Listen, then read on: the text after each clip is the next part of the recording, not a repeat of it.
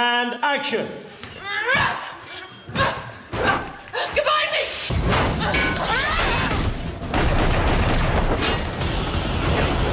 When I arrive, what should be a 10-minute get in, get out kind of mission, all of a sudden turns into this really incredible 2.5-hour chase scene, which all great Terminator films are. This new film recaptured that tone, that intensity, that take no prisoners feeling. You come with me or you're dead in the next 30 seconds. The action is 10 times bigger. It's like we're falling out of a what into a what, and then what? It's all good until someone loses an eye. We're gonna wreck some real shit, right? We're gonna smash some fucking trucks. We're gonna bust some shit up. The way it is written, it is huge. We do a lot of great action. Of course, it's technology and there are special effects, but we're all trying hard to make it look real and to do as much as we can.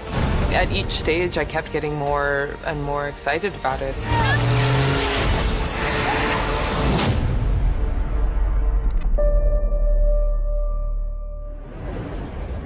August 29th, 1997 was supposed to be Judgment Day. My son and I stopped that. Saved 3 billion people.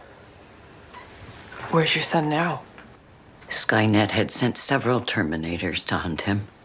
One finally caught up with us and carried out orders from a future that never happened. Pretty much everybody in the writer's room thought that the idea of John Connor had been explored quite thoroughly, which is an opportunity because for me, it was always about Sarah. You know, John was just a kid with some potential, but I was more interested in the mother fighting for her child than I was in what the potential of the child could be. But in order to make way for this new future, you kind of have to be done with John. So what's the most dramatic and powerful way you can do that? It led inevitably to us clearing the board in that first scene, and it's pretty traumatic, and I think it really slaps the audience in the face and says, wake up, there's something new about to happen.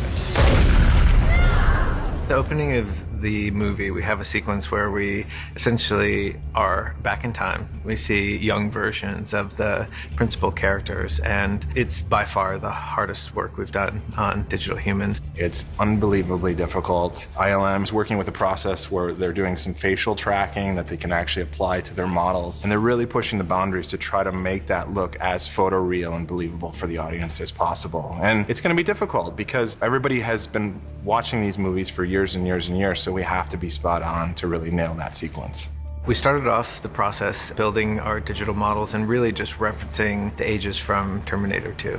And that was great because we could actually take many shots from that film, line up our models, and just make sure that they matched. And that was a long and tedious process.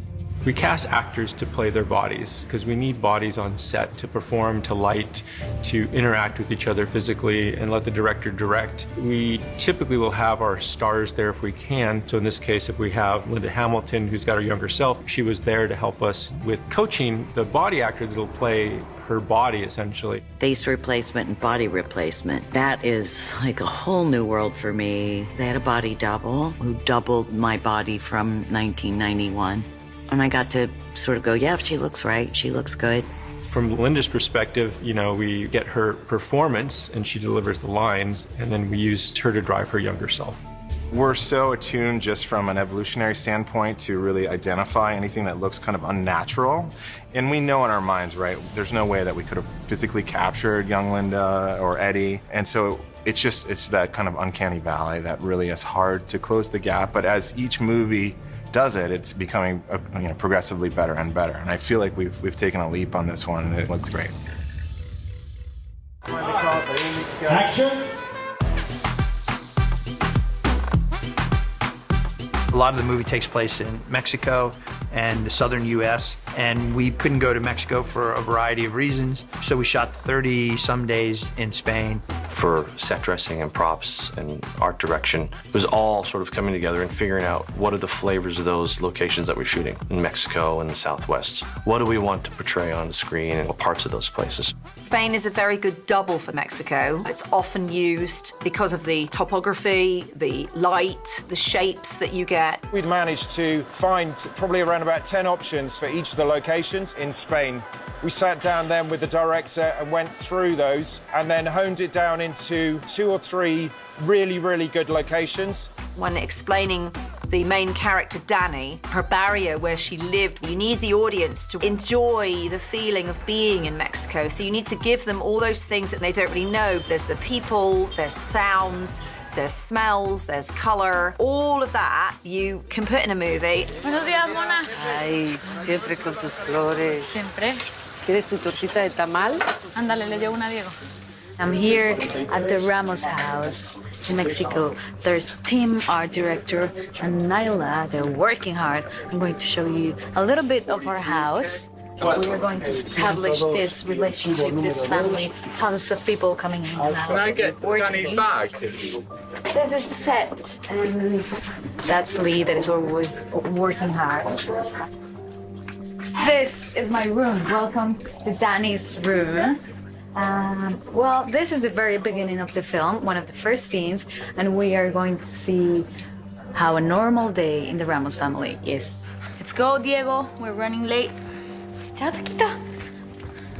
It's all about the layering. We used graffiti, but the graffiti that we used for Mexico was not maybe how a lot of people think of graffiti, like words or tagging. We had an artist who did paintings. We reference Oaxaca, which is a town in Mexico where they make all these beautiful little figures that are in bright colors, and they're quite amazing. We would paint a building and put up a mural, and we'd come to take it down, and they're like, no, no, no, no. We'd rather have the mural stay up, because it's such a beautiful piece of work, and it takes a lot of talented people and a lot of time to create it. I'm from Mexico City, born and raised. My mom was born in the States, but her family's from Spain, and I love Spain. But Madrid, it's very different to Mexico City. So when I arrived to set, it was like, Diego, just meet with the art department heads and just to make sure that it's authentic. And I didn't want to overstep my boundaries. It's not my place, but at the same time, I wanted to try and help them with any doubts or any questions to make it as authentic as possible.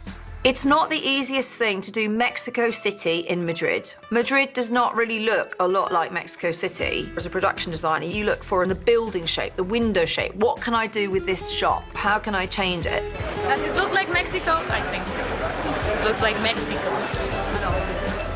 When we actually shot the scenes on the day, I was shocked. I felt like I was in Mexico City, from the cabs to the buses, which are called microbuses, everything. I mean, the street signs, the food. And I went immediately up to the art department. I was like, wow, guys, you guys killed it. And when someone walks up to you and says that to you, you know you've cracked it.